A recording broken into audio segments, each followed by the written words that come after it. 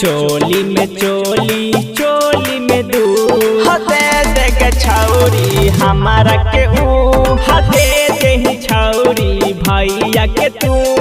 बोतल में बोतल बोतल में पानी बोतल में बोतल बोतल में पानी बान जोग छौरी घरवा के रानी बान जोग छौरी भैया के रानी।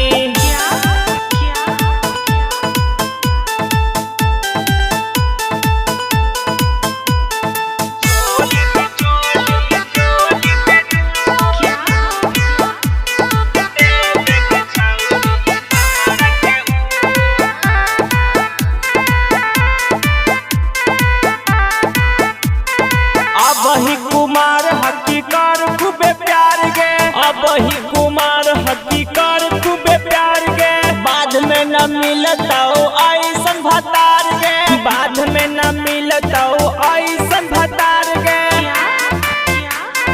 हे गे रानी अबही कुमार हकीकर खूबे प्यार गे अबही कुमार हकीकर खूबे प्यार गे बाद में न मिलता ऐसन भतार बाद में न मिलता ऐसन यार गे। चोली में चोली चोली में दूध चोली में चोली चोली में दूध हमारा के दे देना छौरी तू भैया के दे दे ही छौरी तू। चोली में चोली चोली में दूध चोली में चोली चोली में दूध।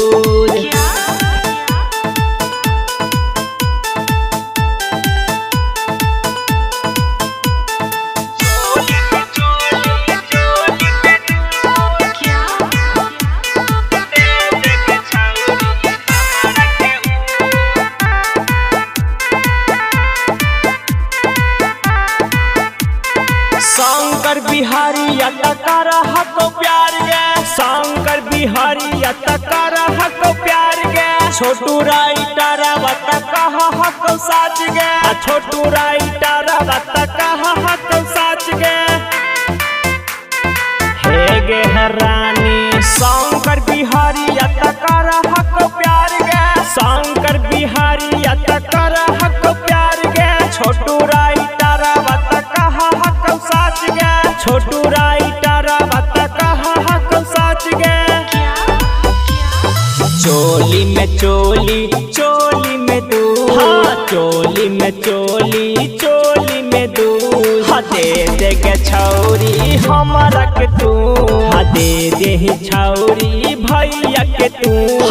चोली में चोली चोली में दूध चोली में चोली चोली में दूध दे दे गे छौरी हमारा के तू दे दे ही गे भैया के पगली।